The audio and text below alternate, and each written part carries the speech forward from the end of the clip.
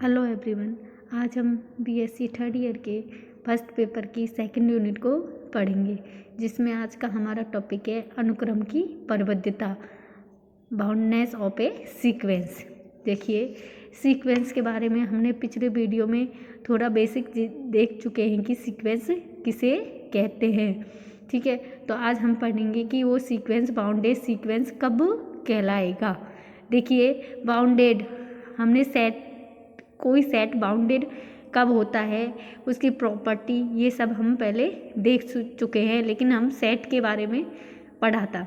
आज हम पढ़ेंगे सीक्वेंस के बारे में कि कोई सीक्वेंस बाउंडेड कब होता है। तो ठीक है, तो सबसे पहले बाउंडेड पढ़ने से पहले हम पढ़ेंगे ऊपर की ओर परबद्ध अनुक्रम, मतलब कोई सीक्वेंस ऊपर की ओर परबद्ध कब होता है। तो सबसे पहले उसकी डेफिनेशन देखेंगे।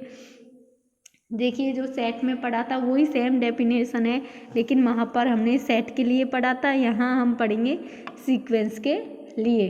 ठीक है, तो कोई सीक्वेंस ऊपर की ओर परबद्ध कब होता है वो लिखेंगे। ठीक है, देखिए हमने सेट में क्या पढ़ा था कि कोई सेट ऊपर की ओर परबद्ध कब होता है। वहाँ पढ़ा था कि कोई सेट ऊपर की ओर परबद्ध होगा यदि वहाँ हमको एक ऐसा रियल नंबर के मिल जाए जिससे कि सेट के सभी एलिमेंट उससे या तो बराबर हो या फिर छोटे हो। ये तो हमने सेट के लिए पढ़ा था। वही चीज़ यहाँ सीक्वेंस के लिए है कि कोई सीक्वेंस ऊपर की ओर परबद्ध कब कहलाएगा कि यदि हमको एक ऐसा रियल नंबर के मिल जाए जिससे कि सीक्वेंस के सभी पद उससे या तो छोटे हों या फिर बराबर हो। ठीक है, तो अभी डेफिनेशन लिख लेते हैं, फिर हम एग्जाम्पल के द्वारा समझेंगे कि किसे कहते हैं। ठीक है, तो एक अनुक्रम ऊपर की ओर परबद्ध की डेफिनेशन, एक सीक्वेंस है एक्सन। ठीक है, ऊपर की ओर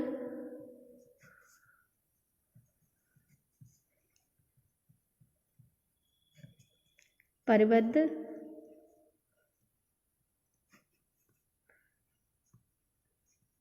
कहलाता है यदि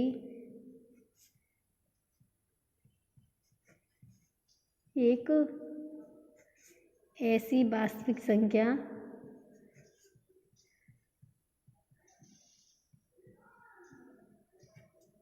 के कि एक ऐसी वास्तविक संख्या के विद्यमान हो, मतलब एग्जिस्ट करे। कोई एक ऐसी हमको एक वास्तविक संख्या मिल जाए कि सीक्वेंस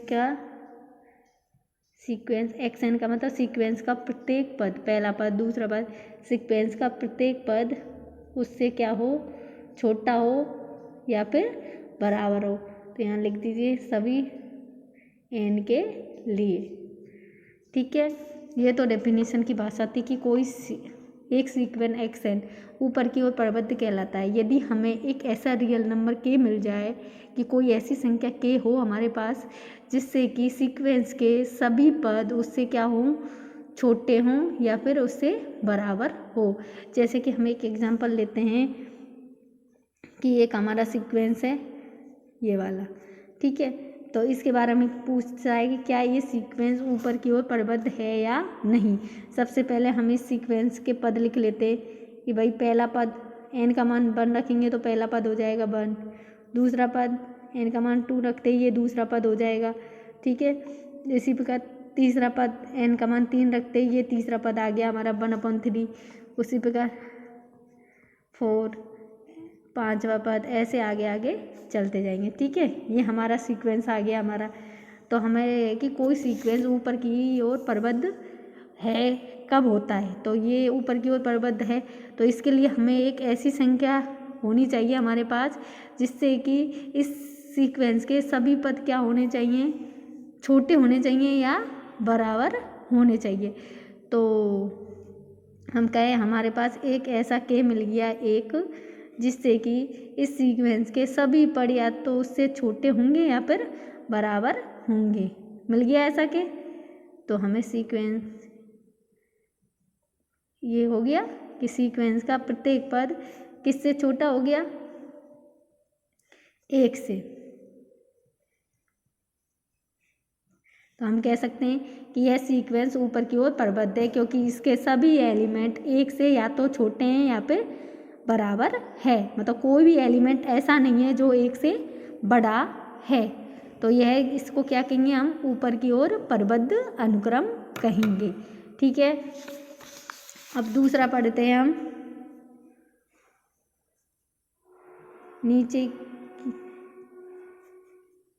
नीचे की ओर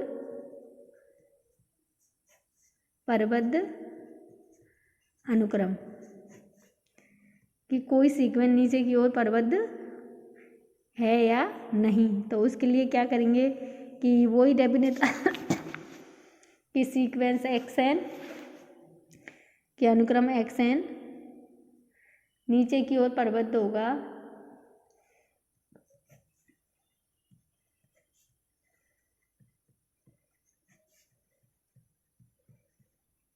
प्रबद्ध कहलाती है।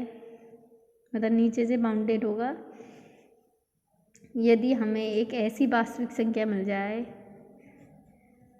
एक ऐसी वास्तविक संख्या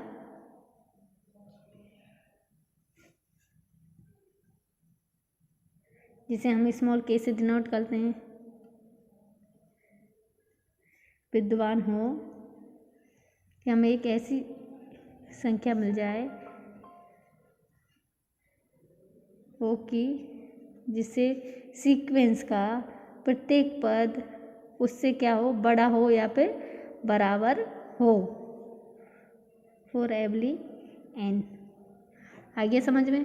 देखिए ये सब चीज़ बाउंडेड हमने सब सेट में पढ़ रखे, इसलिए यहाँ कोई नया शब्द हमारे काम में नहीं आ रहा। सीधी सी बात है, बस यहाँ केवल सेट की जगह क्या है, सीक्वेंस।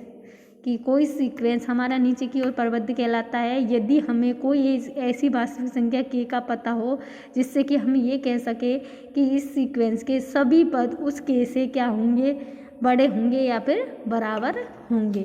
जैसे कि हम एक एग्जांपल लेके चलते हैं। एक सीक्वेंस है हमारा, ये हमारा सीक्वेंस है n²। ठीक है, इससे पता पड़ रहा है सीन से कि ये हमारा क्या है, सीक्वेंस है। ठीक है, सबसे पहले हम उनके पद लिख लेते हैं। चलिए भाई, पहला पद 1, दूसरा पद n की जगह 2 रखा तो 4 आ गया, तीसरा पद 9, चौथा पद n की जगह 4 रखा तो 16, ऐसे ही 25, ऐसे आगे चलते जाएंगे। ठीक है, अब इसके बारे में पूछ रहा है कि क्या यह नीचे से प्रबद्ध है या नहीं। तो नीचे से प्रबद्ध के लिए हम क्या करना है, हमें कोई एक ऐसा वास्तविक संख्या मिल जाए जिससे कि सेट के सभी अवयव उससे या तो बड़े हों या फिर बराबर हो। तो ऐसी संख्या हमको मिल गई 1। हम कह सकते हैं 1 से सभी अवयव क्या हैं, बड़े हैं या फिर बराबर हैं। ठीक है, कि 1 से ऐसी कोई सी संख्या नहीं है जो उससे छोटी हो अनुक्रम में। ठीक है, तो मिल गया हमें जो XN का मान बड़ा है 1 से। ठीक है, तो मिल गया हमें स्मॉल k, बस वही। तो ये क्या कहला जाएगा, ये सीक्वेंस नीचे से प्रबद्ध कहलाएगा। ठीक है, अब हम पढ़ेंगे प्रबद्ध अनुक्रम, मतलब बाउंडेड सीक्वेंस। तो कोई सीक्वेंस XN बाउंडेड सीक्वेंस कहलाएगा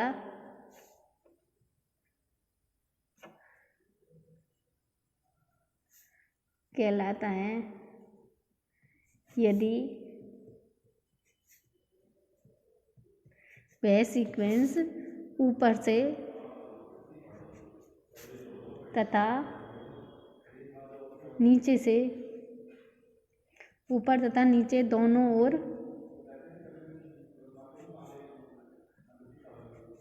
ओर बाउंडेड हो। मतलब एक्शन सीक्वेंस बाउंडेड कहलाएगा यदि वह ऊपर से वह नीचे दोनों ओर से बाउंडेड होना चाहिए, मतलब ऊपर से भी हो और नीचे से भी हो, तो वह कैसा सीक्वेंस कहलाएगा, बाउंडेड। और उसे हम अलग भाषा में भी लिख देंगे कि हमें दूसरी भाषा में, यदि दो वास्तविक संख्या कैपिटल के और स्मॉल के विद्यमान हो, दो संख्या इस प्रकार विद्यमान हो जिनका मान सीक्वेंस का मान स्मॉल के से तो क्या हो, हमेशा बड़ा हो या फिर बराबर हो, तथा कैपिटल के से सीक्वेंस का मान छोटा हो या फिर बराबर हो फॉर एवरी एन, फॉर प्रत्येक। ठीक है, ये तो हमारा प्रबंध सीक्वेंस हो गया। अब चलो हम एक एग्जांपल लेते हैं बाउंडेड सीक्वेंस का। ये हमारा एक सीक्वेंस है कि ये सीक्वेंस बाउंडेड है या नहीं। बाउंडेड के लिए हमें पक्का होना चाहिए, वह ऊपर से भी प्रबद्ध होना चाहिए और नीचे से भी प्रबद्ध होना चाहिए, या फिर हमें दो ऐसे रियल नंबर मिल जाए जिससे कि एक से मतलब स्मॉल के से तो अनुक्रम के सभी अवयव या तो उससे बड़े हों या फिर बराबर हो, तथा सीक्वेंस के अवयव के से या तो छोटे हों या फिर बराबर हो। तो हम सबसे पहले इसके सीक्वेंस बना लेते हैं। पद n का मान 1 रखा तो -1 हो गया, 1 रखा 1 -1 1 1, ये हमारा क्या बन गया, सीक्वेंस बन गया। ठीक है, अब इसकी देखते हैं कि यह बाउंडेड है या नहीं। तो हमें वही देखते हैं कि हाँ हमें दो ऐसी संख्याएं मिल जाएं। तो सबसे पहले ऊपर से बाउंडेड, कि ऊपर से बाउंडेड है या नहीं। तो हमें एक ऐसा रियल नंबर मिल गया जिससे कि सेट के सभी एलिमेंट उससे क्या है, छोटे हैं। तो ऐसा नंबर मिल गया हमको 1, कि हम कह सकते हैं 1 से सभी एलिमेंट कैसे हैं, छोटे हैं या फिर बराबर हैं। सभी अनुक्रम के सभी पद कैसे हैं, छोटे हैं या फिर बराबर है। तो मिल गया हमें के का मान। ठीक है, उसी प्रकार स्मॉल के देखते। तो स्मॉल के क्या है, हमें एक ऐसा एलिमेंट मिल जाए जिससे कि सेट के सभी अवयव उससे या तो बड़े हो या फिर बराबर हो। तो स्मॉल के मिल गया हमें -1। तो हमें कैपिटल के और स्मॉल के दोनों मिल गया, मतलब कैपिटल के मिलने का मतलब है यह अनुक्रम हमारा कहाँ से, ऊपर से बाउंडेड है, और स्मॉल के मिलने का मतलब है यह हमारा नीचे से बाउंडेड है। तो हमें दोनों मिल गए, तो यह ऊपर से तथा नीचे से बाउंडेड है। तो इसलिए एक ऐसा सीक्वेंस हो गया बाउंडेड। और इसको कैसे लिख सकते हैं हम, xn -1 इधर कैपिटल के। ठीक है, ये बाउंडेड हो गया। तो यदि कोई हमसे पूछे कौन सा सीक्वेंस बाउंडेड है या नहीं, तो हम बता सकते हैं कि यह बाउंडेड है या नहीं। तो अब जैसे एक और एग्जांपल लेते हैं हम, ये हमारा एक सीक्वेंस है। ठीक है, तो इसे देखना है कि ये बाउंडेड है या नहीं। तो उसके लिए सबसे पहले हम इसके पद बना लेते हैं। 2, n का मान 1 रखा, n का मान 2 रखा तो 3, 2 की पावर 4, 2 की पावर 5, ये बन गया। तो इससे बने 2, 4, 8, 16, 32 ऐसे। ठीक है, तो आप देखिए, तो इसे देखने के लिए कि यह अनुक्रम ऊपर की ओर बाउंडेड है या नहीं, ऊपर व नीचे की ओर बाउंडेड है। सबसे पहले नीचे की ओर बाउंडेड देखते, तो हमको एक स्मॉल के मिल गया। बाउंडेड के लिए हमें यही देखना है कि हमें एक स्मॉल के तथा कैपिटल के मिल जाए। तो स्मॉल के 2 मिल गया, 2 से सेट के सभी अवयव या तो उसके बराबर है, सॉरी सीक्वेंस के सभी अवयव या तो उसके बराबर है या फिर उससे बड़े हैं। तो स्मॉल के मिल गया। तो कहने का मतलब है नीचे से क्या है, बाउंडेड है। अब ऊपर से बाउंडेड की बात करें तो ऊपर हमें कोई एक ऐसा कैपिटल के नहीं मिल रहा जिससे कि हम कह सकें कि सेट का अवयव उससे क्या है, सभी अवयव उससे छोटे हैं, क्योंकि हम जैसे n का मान बढ़ाते जाएंगे वैसे ही संख्या बढ़ती जाएगी और कोई फिक्स ऐसी संख्या नहीं मिली हमें। तो यह ऊपर से बाउंडेड नहीं है। तो यह कोई पूछे तो यह सेट कैसा है, नीचे से तो बाउंडेड है, ऊपर से बाउंडेड नहीं है। तो और ओवर इसका मतलब कि यह क्या नहीं है, बाउंडेड सीक्वेंस नहीं है। ठीक है, अब हम अगला टॉपिक लेके चलते हैं। तो ये सब बेसिक है, ये हमको आनी चाहिए क्योंकि हम आगे इसमें सीक्वेंस को कन्वर्जेंट डाइवर्जेंट प्रूव करना है। उसके लिए हमें ये सब प्रॉपर्टी पहले से आनी चाहिए। सीक्वेंस बाउंडेड कैसे बताते हैं कि बाउंडेड है या नहीं। ठीक है, अब तीसरा है अनुक्रम का उच्चक व निम्नक। देखिए उच्चक व निम्नक हमारे लिए कोई नया शब्द तो है नहीं है क्योंकि हमने सेट में उच्चक व निम्नक निकाल चुके हैं। तो यहाँ केवल अनुक्रम का निकालना है, सेट की जगह यहाँ अनुक्रम है तो निकालते सेम वैसे ही है, उच्चक तथा निम्नक, जिसको हम क्या कहते हैं, उच्चक को बोलते हैं सुप्रीमम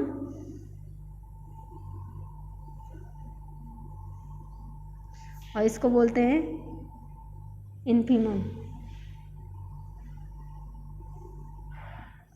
और इसको हम डिनोट किससे करते हैं, SUP भी लिख सकते हैं। ठीक है, इन्फीमम को लिख सकते हैं हम INF। देखिए सबसे पहले निम्नक क्या होता है,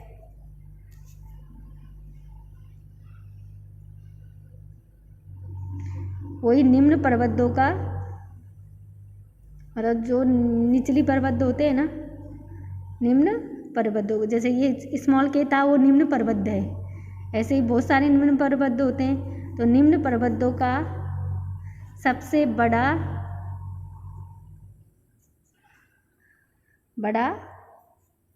मान निम्नक कहलाता है।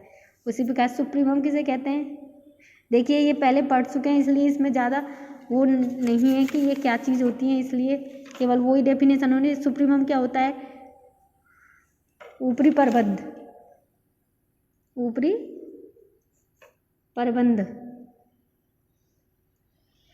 दो में सबसे छोटा अवयव। ठीक है, ऊपरी परबंधों में से सबसे छोटा अवयव क्या कहलाता है, सुप्रीमम। अब ये ऊपरी पर्वत और निम्न पर्वत ये चीज़ हम पहले से जानते हैं ये क्या होते हैं। देखिए एक बार देख लेते हैं, निम्न पर्वत तो क्या होते हैं कि सीक्वेंस के जिन अवयवों से सीक्वेंस के सभी अवयव क्या हो, छोटे हों, तो वो क्या कहलाता है, निम्न परबंध, जिन अवयवों से। ठीक है, ऐसे ऊपरी पर्वत क्या होता है, सीक्वेंस के सभी अवयव जिन अवयवों से निम्न पर्वत तो कहलाते हैं जिन अवयवों से सीक्वेंस के अवयव बड़े हों। और ऊपरी पर्वत कौन सा कहलाता है, वो अवयव ऊपरी पर्वत कहलाते हैं जिनसे सीक्वेंस के प्रत्येक अवयव उनसे या तो छोटा हो या फिर बराबर हो, सभी अवयव। ठीक है, देखिए करके देखते हैं हम।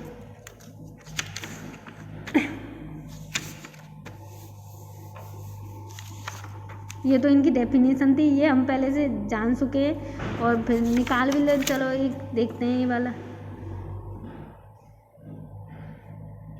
ये सब 1/n।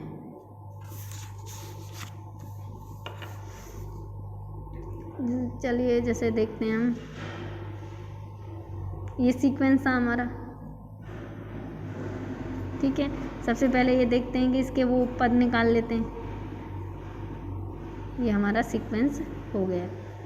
ठीक है, इसके हमने क्या निकाले, निचली परवद्य। निचली परवद्य क्या होते हैं, जिनसे मतलब सीक्वेंस के सभी अवयव जिनसे क्या हो, बड़े हों या फिर बराबर हो। तो निचली परवद्य हमें क्या मिल गया, -1 मिल गया। निचली परवद्य तो बहुत होते हैं जिनसे इनके अवयव क्या होंगे, बड़े होंगे। तो के का मान हम स्मॉल के का मान 0 भी मान सकते हैं, -1 स्मॉल के का मान हम क्या मान सकते हैं, -2। ठीक है, स्मॉल के का मान -3। ये सब क्या है, निचली परवद्य, मतलब ये सीक्वेंस के सभी अवयव इनसे क्या होंगे, बड़े होंगे। ठीक है, तो निचली परवद्य बहुत सारे हो सकते हैं। ऐसे ऊपरी परवद्य तो कैपिटल के का मान 1, एक ऊपरी परिबद्ध के हो गया। एक ऊपरी परिबद्ध हम 2 भी मान सकते हैं, क्योंकि कह सकते हैं कि 2 से सभी अवयव क्या हैं, छोटे हैं। तो वो ऊपरी परिबद्ध हो गया, जिनसे अवयव छोटे होते हैं वही ऊपरी परिबद्ध हो जाता है। उसी प्रकार 3, ठीक है, ये तो सब ऊपरी परिबद्ध हो गए। अब इनका उच्चक कैसे निकालते हैं, जो भी ऊपरी परिबद्ध है हमारे पास में, उनमें से सबसे छोटा क्या है, 1, तो इसका उच्चक हो गया 1, ठीक है। ऐसे इसका निम्नक देखना होता है, तो निचली परिबद्धों में सबसे बड़ा अवयव, तो इनमें सबसे बड़ी संख्या कौन सी है, -1, ये इसके क्या हो गई, निम्नक। देखिए ये सब चीज़ हम पहले से काफ़ी विस्तार से पढ़ चुके हैं, इसलिए ठीक है। आज हम इस वीडियो में हम इतना ही पढ़ेंगे। अगले वीडियो में हम मोनोटोनिक सीक्वेंस पढ़ेंगे। Thank you.